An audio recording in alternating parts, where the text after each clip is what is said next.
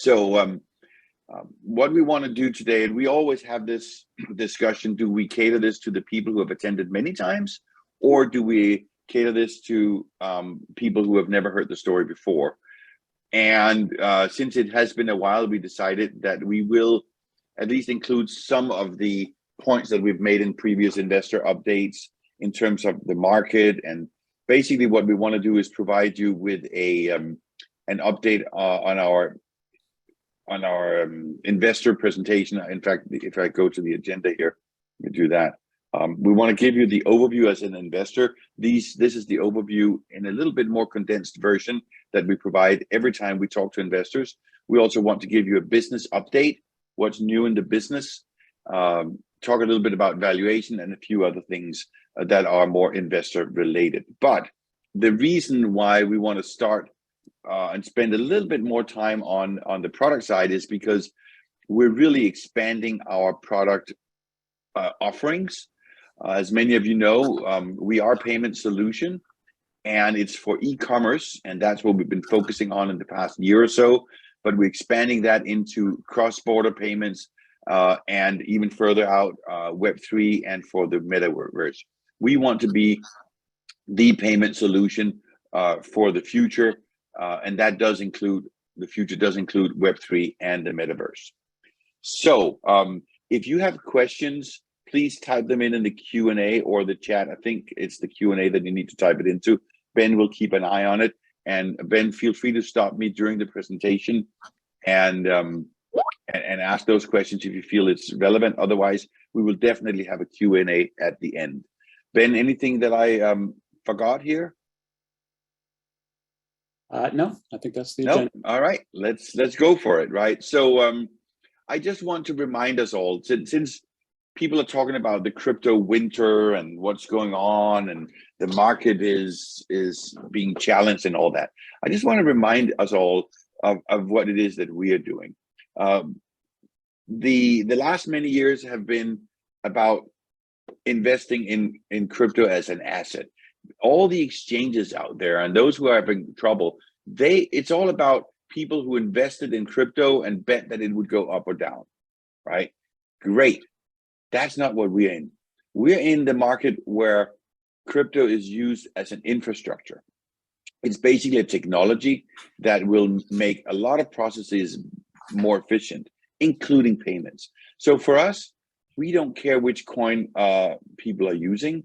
We don't care if it's a stable coin, if it's a Bitcoin, or any other coin. What we believe, and that is one thing we do believe, that cryptocurrencies are going to be a part of the future. In fact, it's going to be the main part of the future. We also believe that the currencies, and there are so many of them out there now, the ones that are going to be really important and big, and the ones that most people are going to be using are stable coins. And it's going to be those that are tied to the major currencies. So China and India, they've already issued their own. The US central bank is going to issue their digital version of the dollar. And, you know, it's just, it's going to happen. But majority of people do not want volatility. There's still going to be people who invest in Bitcoin and others for to make money and for investment purposes, just like there are people who invest in Swiss francs and others. But the most of the people will just use the digital dollar or the digital euro or the digital yuan, and they're going to do it because they can create better payments faster and cheaper and more secure. Okay, so let's talk a little bit about our solution and our pitch here. We will talk a little bit about the market, the problem with the current solutions, the solution that we have, and some of the traction that we have.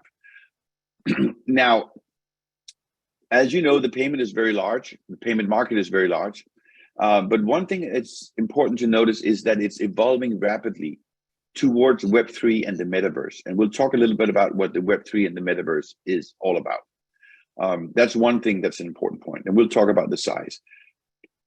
The other thing that's important is that the blockchain and crypto technologies are enabling the disruption. That's why we are so excited about this, because we see a big market, we see a lot of problems, but we also see some technologies that can help alleviate some of the problems out there. And it is happening today. It's happening outside the US much more than in the US right now. But of course, it will also happen in the US and in Europe. As I mentioned, China and India have already adopted their own currencies. The EU and US are following. I was on a call yesterday with one of our big partners down in Dubai. I mean, everyone is paying with crypto and moving crypto between the companies in that part of the world. And I just thought I'd bring up a little article that I found on CNBC, which is this one, I think 2 days ago. Was it yesterday or the day before? Senators introduced a new bipartisan crypto tax bill for everyday purchases. Basically, what they are doing is they're making it easier to make payments with crypto. So for those of you who follow what's going on in Washington, there's a lot of activity going on. They are testing the digital dollar. I've seen performance measurements. They were saying that they can do X, I think, billion of transactions per hour, and that's great. It just shows me and all of us that they're working on it. They just want to get it right, and I don't blame them. They want to get it right, both from a technology perspective and from a regulatory perspective. And why is that? Because the US is the dominant currency in the world. And so there's a lot of confidence in the US dollar. So they want to get it right. At least that's my interpretation of why we're taking a little longer than some of the other countries out there. I do know why China is doing it so fast. It's because they want to replace the US dollar. But that's a different discussion. Okay, so let's go into some of the discussions, the points that I made up there. In terms of the market, well, maybe just a few definitions. What is Web3? I don't know if all of you understand and know that, but really it's the evolution of the internet. It's not an app. It really combines the internet and the blockchain technologies. And it is what the metaverse will be built on. Okay, so this is like the early days 30 years ago of the internet, where the internet was a technology that we built a lot of applications on top of. So what is the metaverse? It is the way the internet will be experienced in the future. We're basically transitioning from the information age, which is what we have today, where we get a lot of information through the internet, great, to the experience age, where we get a lot of experiences through the metaverse. So information through the internet, experiences, which is everything that we have on the internet and a lot more. As you've seen, Meta, formerly Facebook, they are on the forefront of this. They're trying to drive this, and it just makes a lot of sense. One thing that's important is the comment here that just like 30 years ago, it was hard for us to really imagine all the types of applications that would come out there. It's the same here. You know, 30 years ago, I didn't think about social media and Twitter and Facebook and dating apps and whatever we're using the internet for. And the same thing is going to be with the metaverse, but it's going to be the same transformation, which is going to be great. A lot of different new things we can do, a lot of business processes that will be made more efficient and productive, and it'll drive economic growth for the entire world. So let me just move on to the next slide here. What is MetaFi? Because that is what we are focusing on. Well, MetaFi is a definition, and it's the combination of the metaverse and decentralized finance, which we've been using in the last couple of years. And if you look at Jamie Burke, he really says it well when he says that it's going to be the decentralized financial tools of the metaverse. Because even though we can't quite comprehend what all the use cases are going to be in the metaverse, one thing is for sure: money will be exchanged. People will pay for services and they will pay for products in the metaverse, just like they are on the internet. The problem is that the current payment solutions, they're already not working well for the internet and for a lot of the things that we're doing today. And it's going to be even harder to support the metaverse. And that is why we need a fundamentally different payment technology and platform to support payments in the future. And that's what we're focusing on. All right. So I just want to mention this. I think this does not come as a surprise to anyone. We're focused on right now today on global e-commerce sales. And those of you who have followed us for a while, you know that's been our focus. It's large, it's growing fast. I think the transition from brick and mortar to e-commerce, I think we're at 20%. There's still a lot to go, which is why the market is growing quite fast. A new area that you will that we have entered into right now these days, actually last month we booked our first revenue from customers, is the cross-border transactions, where basically large corporations need to move money between countries. They do that today, but it's super inefficient and very expensive and not very reliable. And they're all coming to us and say, can you do this using stable coins? And it's quite hot in the financial market right now. So that is one area we have expanded into. It's right adjacent to our current market, so why not? And it's fairly easy for us to do. And then, and that's also a very big market. And then there's the metaverse market, which, I mean, whoever says it's going to be 13 trillion, it's very hard to predict right now, just like it was hard to predict how big the internet was going to be 30 years ago. It turned out to be quite big. But some people believe that in 2030, we'll have 5 billion unique users on the metaverse. Most of them will just gonna transition from the internet. So anyway, from an investment perspective, all we care about is that there's a big market. That's number one. The next thing you want to know is that it has a lot of problems. It's not efficient, just like the taxi market was not efficient. You want to know that it's not efficient, and then you want to know that there's a technology that can fix it, and then there's the company that does it. And that's exactly what is the case here. So let's talk about the problems. Some of the problems doing payments. Well, I say we're paying a 5 to 10 payment tax every single year on every single dollar. Think about it. If you look at a dollar and how it rotates in our ecosystem, every time it moves from A to B, there's a fee to be paid. You start with an employer. They will pay their employees.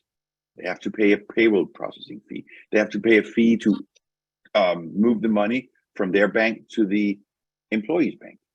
Okay, now I am employee. I get my salary, but there was a little tax being paid there. Now I go and I buy a new flat screen TV in Best Buy. Well, Best Buy will pay a 3% credit card fee. Depending what I buy, they'll pay a 5% credit card fee. Who are we kidding? Who's going to end up paying that? I pay that as a consumer. Then the vendor, Best Buy, they need to pay Samsung in Korea. Now they need to do a cross-border transaction. That's not free. Banks are making tons of fees on that. I saw Visa. If you saw Visa yesterday, they announced their results. What was the number one revenue source that was up 40% that they were very proud of? Cross-border transactions. It's whenever one of us goes to Mexico and we use our credit card, they're making a lot of money on that. And it's the same thing. That's not the market we're going into, but it's the same thing when businesses move money between countries. The beauty of it is they move hundreds of millions at a time. And if we can solve the problem for them, we can charge for that. And that's exactly what we're doing. And so on. So the money goes around and the same dollar goes around and you end up paying, depending on how fast it goes, 5 to 10%. And in addition, you have the complexity, you have the regulation, you have the security issues. All of the, if it was just working great, that's one thing, but it's not. Any company that is moving money, large amounts or small amounts of money between just from here to Canada, they know how complicated it is. So there is a problem. It's very expensive and it's not easy to do either. So why is it that it's so expensive? Well, it's because the technology is very outdated. Credit card technology, for example, and a lot of the banking systems that we have with SWIFT and others, it was implemented before the internet. So no wonder it's not working great with the internet. So why would we think that that's going to get any better when we move to the metaverse? It's not. So the point is, there's a big attractive market which we talked about, and there is a lot of problems that cause it to be expensive and inefficient and insecure. So there's one comment here. This is Citi actually. They're admitting it themselves that the current payment rails, they're usually designed for domestic real time, and they're expensive for cross-border payments, and it making them an imperfect fit for borderless global metaverse ecosystem. So even the current banks who make tons of money on it, they're like, yeah, this technology, it's not working. Now the question is, will the big banks move really fast on new technology, or is it going to be the smaller companies like us who are going to move faster than the big ones and innovate faster? If history is any indication, it's rarely the big companies that move fast. And it usually ends up with the big companies buying the smaller companies like us because we move faster and they realize, wow, this is happening now and we're behind. And that's what we're betting on. That's what I think our investors are betting on. So let's talk a little bit about our solution. So what is it that we have developed as a solution? Well, and this gets a little more technical, but the orange box here is what we have. And I'll go into that in a minute. But if you look on the left-hand side, we have crypto exchanges with a lot of cryptocurrencies. And then you look at the right-hand side, we have banks and a lot of fiat currencies. We have already integrated to 11,000 banks in the US that we can send and receive money from. And on the left-hand side, we've integrated to more exchanges than any of our competitors there. And we support more cryptocurrencies than anyone else out there. So we have created this, if you look at the dark orange box, this RocketFuel global payment foundation that can move assets, whether they be fiat or crypto, from A to B through using the new blockchain technology. So that's the foundation we have. And now we can build use cases on top of that we can make available to our customers. So over the years, the last year or so, we have built and focused on e-commerce payments, where we initially accepted crypto, but also now accept bank transfers. So if a merchant wants to sell a product online, they can do that with crypto. But if their customer doesn't have crypto, they can do a bank transfer with ACH instead of with credit cards, and they can save a lot of money. They can get their money faster and so on. We support mobile in-store payments, and there's a lot of technical details here. But the point is that lately here, we've also rolled out our cross-border payments, which we will talk a little bit more about in the future. And then, so that's our solution. And these are all the different modules that we sell. And every time we sell, we make something available, we're adding a revenue stream for us. And then the merchants at the top are the ones who are using our solutions, and they can either access our services directly through our technology, through our APIs, or through payment partners. And as you know, those who followed us, we have a great partnership with several payment partners, the biggest being ACI, which has 80,000 merchants. And I'll update you on where we are with them. But in terms of other payment partners, we use Dwolla, we use Plaid, all of these guys we've integrated with, and we move money back and forth and in between them on a daily basis. So just maybe I'll stop here, Ben. Ben, any comments, any questions, or should we just continue? Can you hear me okay? It's a little late to ask that question. Yeah, we can hear you fine. I think this is really a key slide here that just shows all of our capabilities and how we connect both to the banks and the fiat's world on one side and the crypto on the other side, and we're right in the middle. Rohan, any comments here from a technology point of view, things I've forgotten to mention? No, Peter, I think that's great. I mean, the summary, of course, is that we build an entire framework, an entire ecosystem, and this demonstrates that from a technology point of view, but also the ecosystem with partners on both sides of the aisle for both fiat, crypto, and different partners within the industry. Yeah. And this really lays the foundation for handling all payment transactions today and in the future. We really spent a lot of time building this basic foundation that we can build on top of. And that's key here. And that is why the existing payment rails, you can't just fix it. If your architecture and your foundation was not designed for the internet, it was not designed for the metaverse. It's like if the foundation was not right on the house, you can't just keep building an extra floor on the house. And that's why you got to do it right from the beginning. And that's why every 10 years or so, there's some new vendors that come out because there's new technology and we can architect it the right way. And we may be in the same situation 10, 20 years when again, things change. We'll worry about that at that time when we are the same size as PayPal and Coinbase and some of the others. Okay, the next slide I want to talk about is just, I don't know, it's basically the same as I just showed you here, but it's just in terms of where we are from a business perspective. We rolled out our e-commerce product. Right now, we're rolling out our B2B cross-border payment product. And these are available today. We're rolling out, I say Q3, that ends in August. It could be, no, it ends in September. Yep, no, so it'll be Q3. We're going to roll out a loyalty program, which is another revenue generator.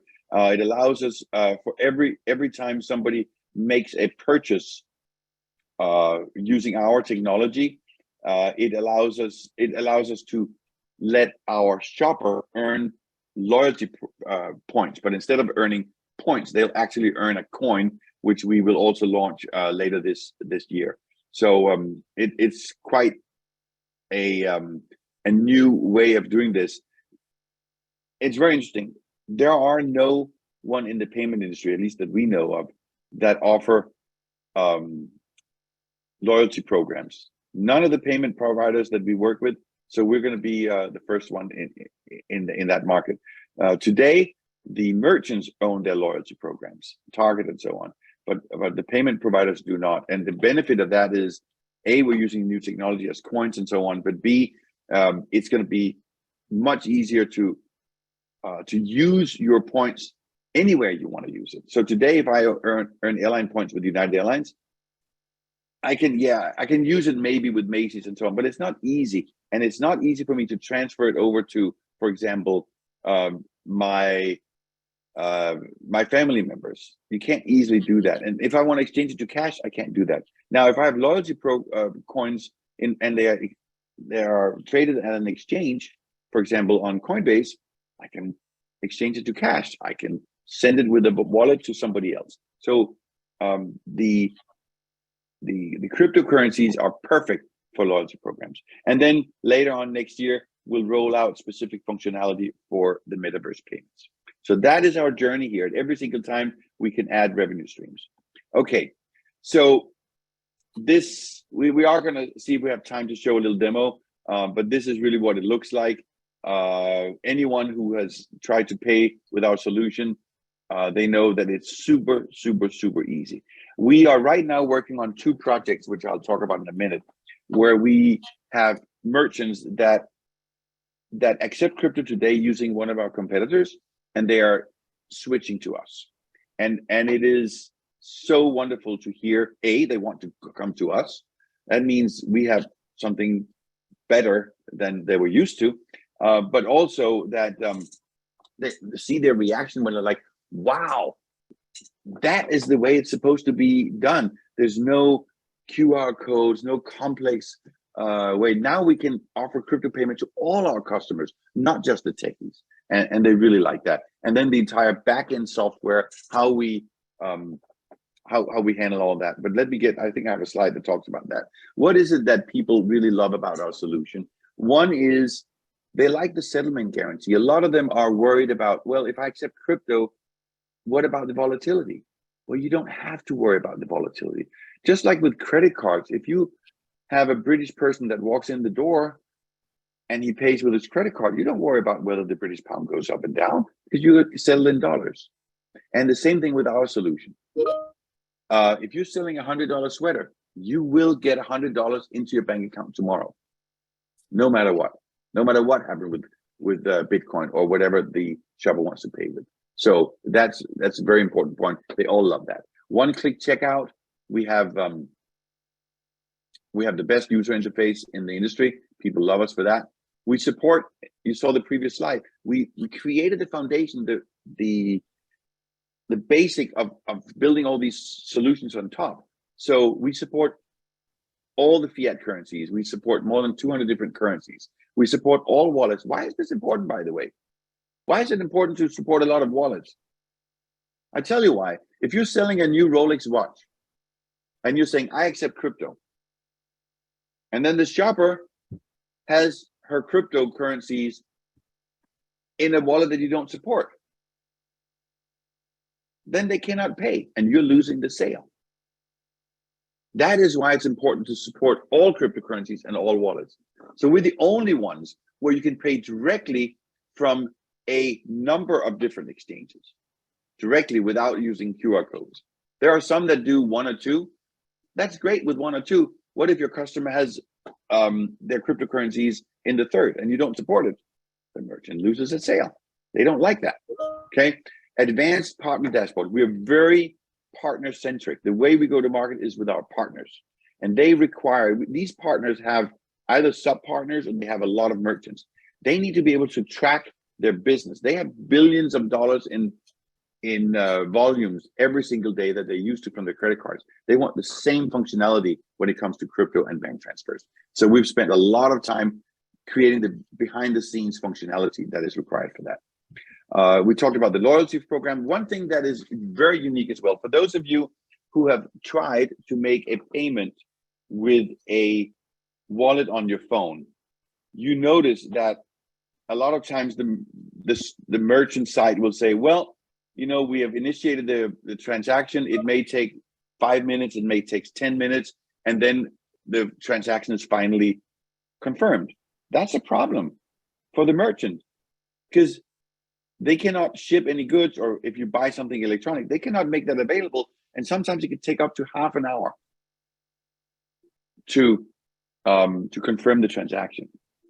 We've solved that problem, not for all coins, but we have rolled out, I believe it's between 8 and 10 coins, where we guarantee a confirmation within 20 to 30 seconds. Where is this really important? Of course, online. But if you want to accept payments in the stores, you can't have someone sit there like, here, I want to buy this sweater, and you pay with crypto. And it's like, yep, 4 minutes later, we confirm the transaction. Just wait over there in the corner. Consumers don't want that. They want instant confirmation. And so, okay, fine, we received your money. You can walk out the door. We've solved that problem. I don't know of anyone who's solved that for regular currencies. And that is something that our merchants really like. Okay, so these are the reasons why people choose us.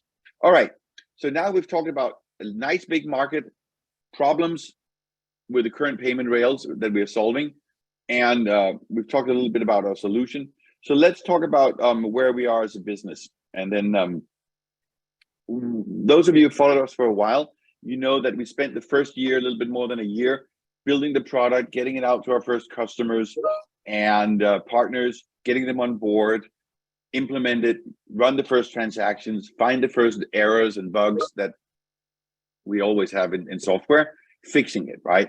Then what we did 4 months ago or so, we hired our first salespeople. So we hired 3 salespeople, and we're seeing the effect of that right now.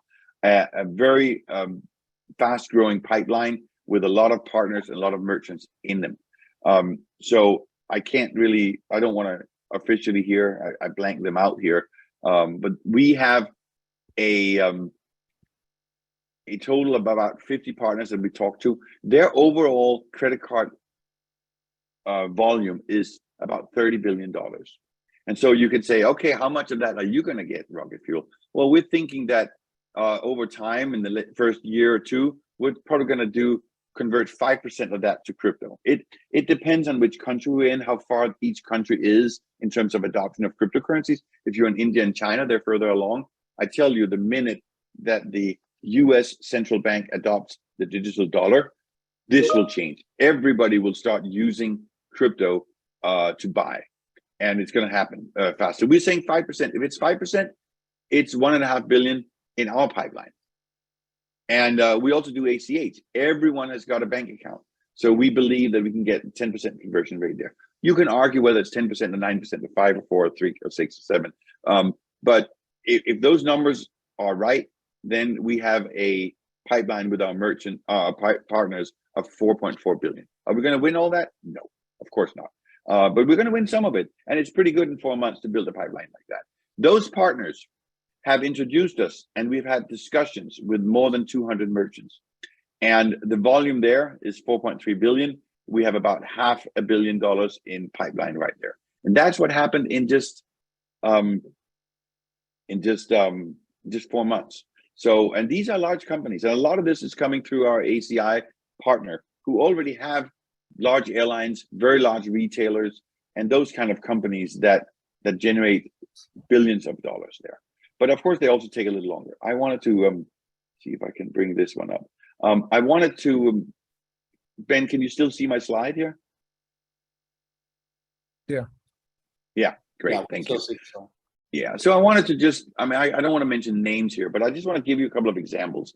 ACI, we've signed a number of partners that are bringing us out to their merchants. I was on the phone the other day with one, and we're now working with that customer to transition their $1.5 million a month in crypto payments. Okay, the nice thing about bringing merchants on that are moving from the competition is that they already have crypto payments, and since the way we make money is a percentage of their revenue, they are very welcome to come over here. So we're excited about that one. We have a Canadian partner. They're one of the first ones that are testing out our B2B cross-border solution. They did a little less than 200,000 last month. We have another one in the cannabis industry. They have 55 merchants in the cannabis industry.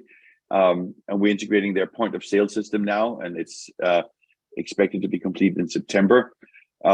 We have a number of software as a service platforms that manage the payments. So imagine you have a university management system or a travel system. So solutions that are specifically designed for very specific industry. A lot of times they just build the payment into that solution. And that means all of their customers, there's only one way they can pay, and that is using the way that software company has implemented payment. And we are adding crypto to a number of these. We hired one sales rep who's an expert in this area.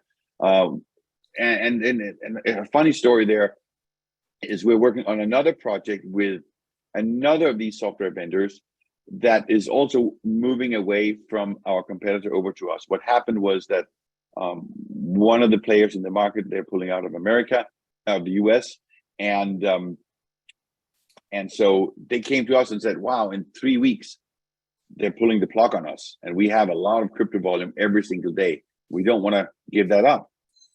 Can you guys move us in 3 weeks? And we did the work together with them in 2 weeks, and we're spending the 3rd week testing, which is this week. And yesterday I saw that the transactions went through. This is super exciting. Again, they have existing crypto volume, and we're taking that over. And it also shows how quickly people can move. And again, they're happy. And we can't wait to issue a press release so you can see who it is. In Poland, we're working with a distributor there. Why is Poland important?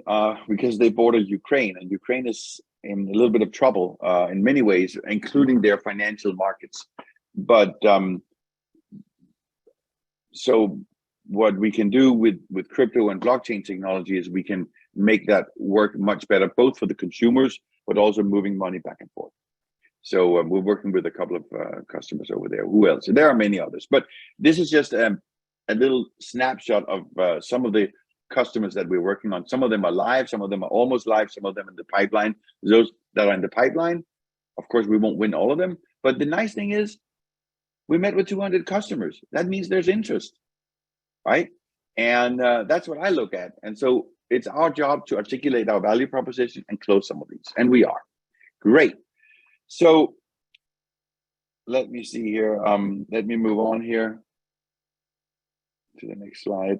Yeah, this is just to show that this B2B cross-border remittance product is really growing exponentially. We had a customer come in May and say, "Can you do this for us?" Like, yeah, we can do that. Let's see if we can build a little prototype. We did that in June, and this, for some reason, this slide does not. I believe we had close to $1 million in volume in June just testing this out, and they're like, "Let's just put a little thing through here, a little amount." These guys have hundreds of millions that they want to transfer between countries every single month, and so we expect to double the amount every single month at the end of the year. I don't even dare to predict where this is going to go in the future because I know it's going to be wrong, but it's growing super fast. We're seeing the need from everyone, and this is just not just us. If you read the news in the paper or online, you'll see that doing cross-border transfers with stable coins is super hot in the financial industry. It just makes sense because it's faster and it's cheaper and it's more reliable. It doesn't get caught in all sorts of bureaucracy in the existing old-fashioned banks. So, all right, what else? Let me move on here. Yeah, so for those of you who are new, we have an experienced team here. None of us are 25 years old, and we pride ourselves for that because we've tried this before and we've learned from it, and that just makes us feel that we are more likely to repeat the successes that we've had in the past. Geert Funk, our chairman and founder of the company, he's got 15 years in the payment industry. He runs 2 large payment service providers out of Monaco in Europe, and so we have a lot of in-depth knowledge about the industry through him. This is my 6th startup. I've sold other startups to IBM, to Cisco, and other companies here in Silicon Valley, where I currently sit. And then we have the rest of the team. Ben, who's our CFO, has done this before. He's a lawyer by training, and that helps us a lot in the crypto space because you got to know what you're doing from a legal perspective, from a regulatory perspective. And then Rohan, our CTO, has also done this a lot before, and he's on the really on top of all the latest stuff happening in the metaverse, Web3, and so on. So with that, I think what I'll do is, let me see what time we have here. Ben, I want to stop. I wanted to provide a little business update, but before I do that, maybe you can just see if there are any questions or things we need to address. No open questions at the moment, but if anybody has them, feel free to put it in the Q&A tab. Yeah. All right, so let's talk about, I think I've provided the update on the business in terms of the e-commerce, ACI, and competitive wins. B2B cross-border payments growing exponentially. One new thing that happened for us is we finally got our VASP license in our European subsidiary. What it does, it allows us to operate as an exchange. So just like Coinbase and everybody else. And then many of you are like, what does that mean? Are you going to be an exchange now? No, we do not want to be an exchange like for consumers, B2C, where people can send money and they can buy cryptocurrencies and it goes up and down. But we do want to have some of the functionality that exchanges provide, because exchanges, they're in 2 businesses primarily. They're in more than 2, but 2 that I think of. One is they receive people's money, and then people can buy cryptocurrencies and they can trade and go up and down. Great. But the other thing they do is they provide services for us. So when we receive payments from a shopper in, for example, Bitcoin, and the merchant wants to have that purchase settled in US dollars, we need to exchange the Bitcoins into US dollars. We do that using one of the exchanges. Could be Binance, could be Gemini, could be Kraken. We're paying a fee for that. And there's always issues using third parties. And so by having the VASP license, it allows us to build these services on our own, so we're not dependent on others. So we're going to use the B2B and develop the B2B functionality that an exchange has and own it on ourselves.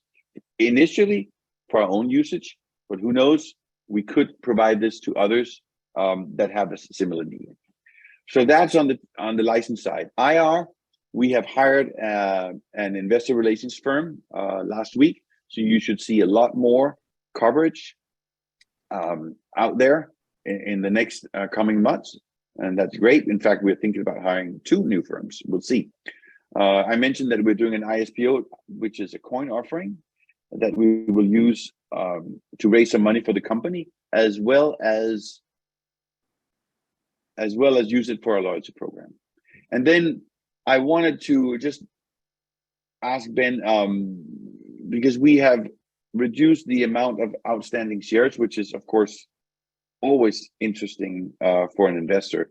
Normally you get diluted, but this is the opposite. So Ben, can you please explain what happened here and why why we did that?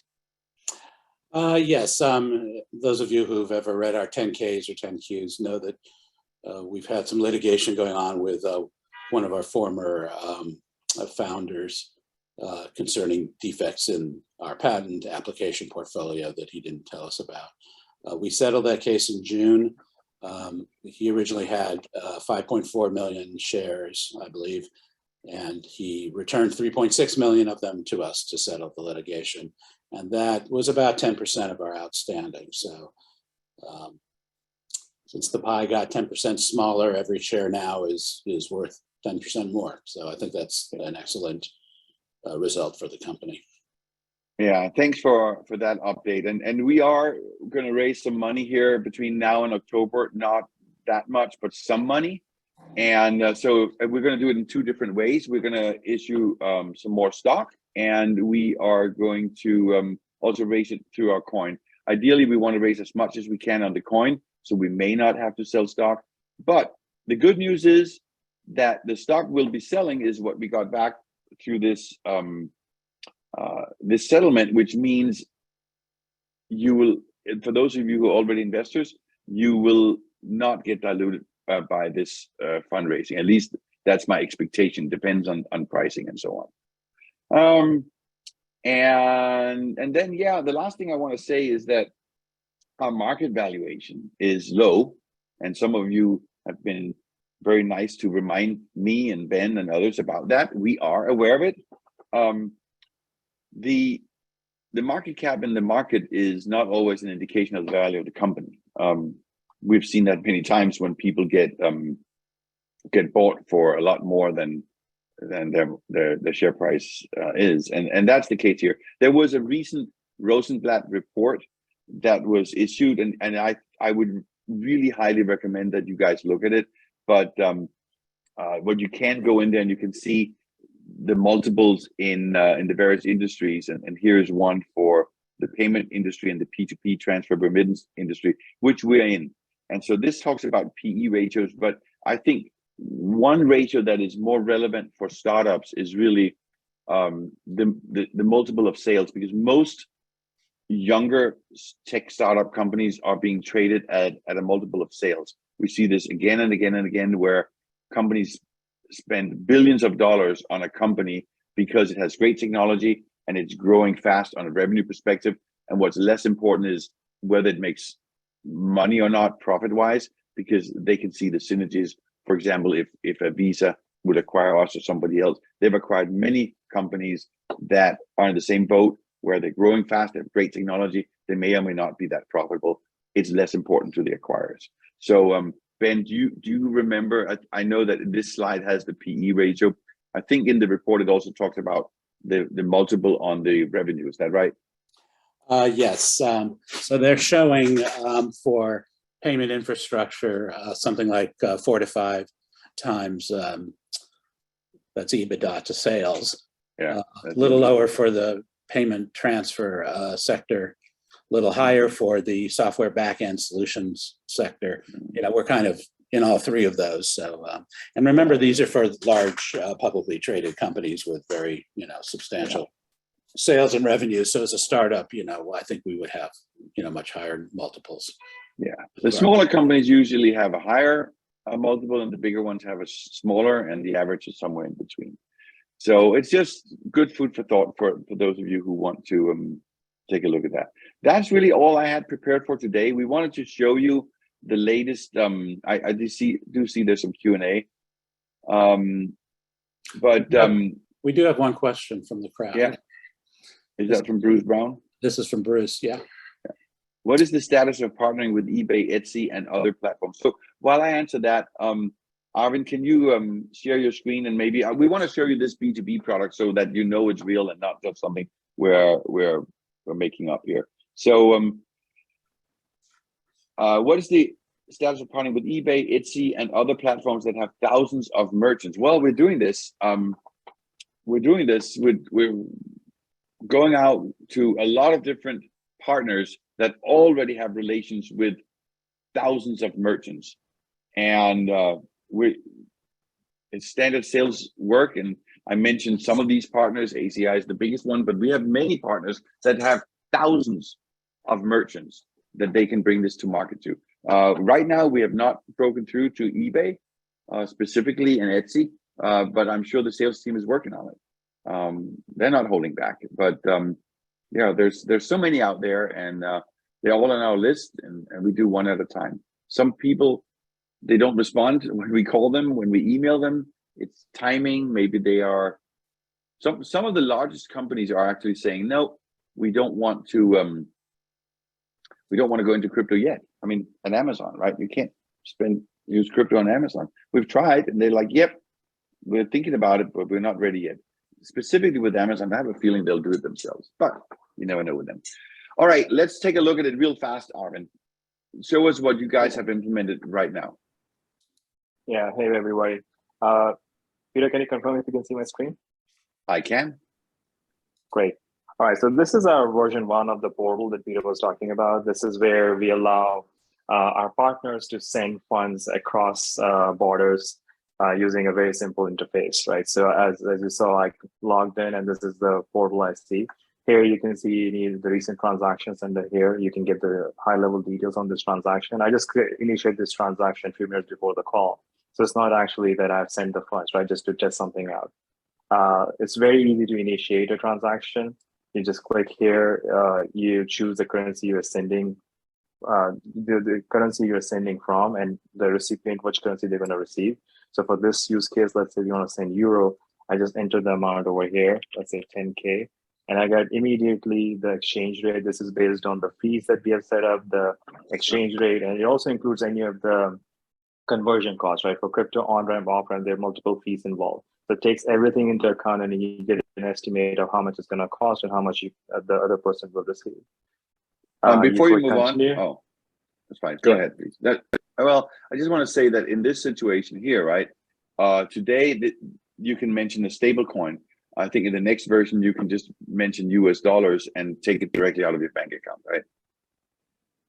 Yeah, so this is just V1. We are already working on V1 that improves the user interface and includes the partner can send us fiat in addition to crypto. And on the other side, we are going to be adding more currencies for payouts as well. So when I click continue, I get an option to choose an existing recipient. For this test, I added Rohan as a recipient. This is not his bank information. This is just telling him data, but basically we can add a recipient on the fly, and we do a simple KYC to make sure that there's an actual human being behind this, and we are sending funds to the right person, right? So we are compliant with this whole process, every step through it, but we're also making sure it's as simple as easy without adding unnecessary friction for our customers. Once you select a recipient, just for information, normally it would not be a person, it would be to a company. This is a B2B solution. So it's usually one company sending $1 million to another company in a different country. Yes. So even if we continue, we are showing you a quick summary of what you're trying to do, right? Who you're sending it to. You'll get the business name. It was the business here. You get the account number, routing code, SWIFT code, any other instructions that you have, right? If you have SEPA, we support SEPA, and you can add those in there as well. The IBAN information, amount, fees, conversion. Just a quick summary before you click confirm, right? So you click continue. We generate a QR code, which since in this whole flow, it started with crypto and you're sending USDT, it comes from a wallet, and that's where We show you a QR code. You just need to scan it from your wallet application. It's as simple as opening up, scanning the code, entering the amount you're sending, and submit. That's it. You click submit. We automatically start polling and checking if you've sent the funds. We send you notifications. Based on that, we keep you up to date on this whole process. That's it, Peter. It's pretty straightforward, right? So we can go to the transfer screen. You can see all the details here. If I had actually sent the funds, you'll get the transaction hash. If I had added any instructions, you'll see it here. You can also pull statements and reports from this portal. Yeah. Thank you, Arvind. I just wanted to let you know that, of course, this is a very simple version 1. This is something we developed for the first 3 or 4 customers that wanted to test this. We did little more than 1 million in transfers last month, and it's as I said, it's growing. We expect to at least double monthly in this area, and so this is we're very excited about that. In addition to our e-commerce product, so we were gonna show you how to make a purchase. I think most of you have seen it, so I will ask in the Q&A. I would see, are there any other questions that we can answer? Please type them into the Q&A session. And then if any of you want to has not seen how all of our shoppers are using our software on a merchant site, we'd be happy to demo it again. But please type that into the Q&A session if you'd like to see that demo. Otherwise, we assume all of you either have seen it or are not interested. What have I forgotten, Ben, Rohan? Of great, exciting news. I think we've covered it all. Yeah, Yeah, we're pretty excited about it. It's I can tell I've been through this. Most of us have been through this building a company, and at least all the engineers love it in the beginning because they built something from scratch. I want to go out and sell it to customers.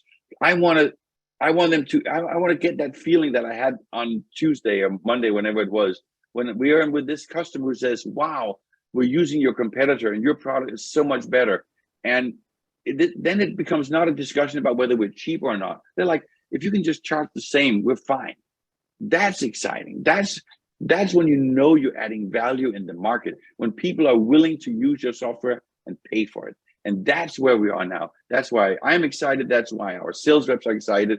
They come from other companies in the industry, mostly in the payment industry, and they always get a meeting. Everybody wants to talk to us. And then we just need to convince them that they should start accepting crypto or bank transfers right now, and that they should pay us for it. Rohan, anything else? We do have one more question in the Q&A. Oh. Which is what? I can't open. Okay, I see it now. You see it? Yeah, what type of businesses are the primary targets of the sales department? Oh, this is a great point. What we are focusing on in the US is the verticals where they have the most problems with credit cards. Cannabis, as you know, it's not allowed federally. So that's one where they have most problems, and where they have a big proportion of younger customers who are the ones who mostly have cryptocurrencies and are willing to spend it. So cannabis is perfect, right? The adult industry is probably the biggest vertical in for crypto right now. That's where we see the most crypto payments. So to answer your question, wherever privacy is important, I mean, I'm just saying it the way it is. Why do people use crypto in the adult industry? Because they don't want to put it on the credit card. That's my expectation. Fine with us. We will manage the transaction. So anywhere where, and they also get, so it's either for privacy reasons or we have a lot of declines. So there are some verticals that, especially if they have a lot of, if you have a website and you have customers from outside the US, they come with a UK credit card or some, half of those cards get declined, which means they lose revenue. So the customer wants to buy, the merchant wants to sell, and Visa and MasterCard are saying, because of the antiquated systems, we're not going to let this transaction happen. So they decline it. And that's the problem, right? And so the shopper quickly learns that, oh, if I use a stable coin, I don't have any volatility, and now I can pay. And the merchant quickly learns that if I enable crypto, I get more sales. So that's the answer to that. So high risk, yeah, where they need privacy. Okay, cool. Well, I think we've spent our time. So if there are no more questions or comments from my team, we'll end it. Nope. Thank you very much. And all of you attending here, you're always welcome to reach out to Ben or I directly. If you have detailed questions, if you want to see detailed demos, if you have questions on the pipeline, and especially if you would like to participate in the round that we are going to run in the next 2-3 months, then please let us know. We actually have a pretty good offering, which is I can mention that when the next round is going to include shares, but also some of our tokens, our coins. So that's a nice little sweetener. All right, thank you everyone. Have a fantastic day, and go spend some cryptocurrencies in the market, please. Bye-bye. Bye.